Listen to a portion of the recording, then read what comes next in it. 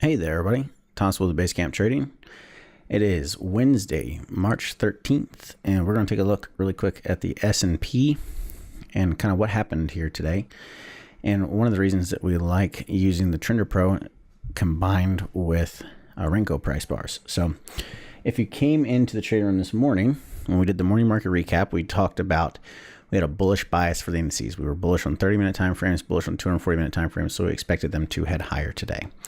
So once we establish a bias, one of the simplest ways to trade within the context of that bias until a market gets extended, which we're extended now, is to just simply buy on bullish Trender Pro, sell on bearish Trender Pro if we have a bearish bias. So bullish Trender Pro is when our color here, the price bars, change to green. So at S&P here, we did the morning market recap right at 8 a.m.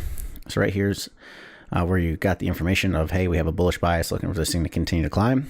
You buy the first retracement we have, which would have had you long right before the stock market opened, and we just proceeded to stay bullish all the way up and continue to climb until we changed back to blue right around 28.20. So you were long from about 28.05 out at about 28.20, took about 15 points of the market. And that's one of the simplest ways of trading using this strategy is once you establish a bias, just simply follow the indicator and let the indicator tell you when to get in and when to get out.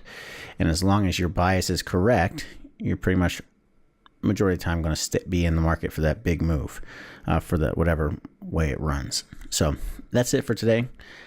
I hope it helps. Don't forget, you can get the Momentum Trender Pro indicator at basecamptrading.com. And until next time, everybody, don't forget to like and subscribe, and happy trading.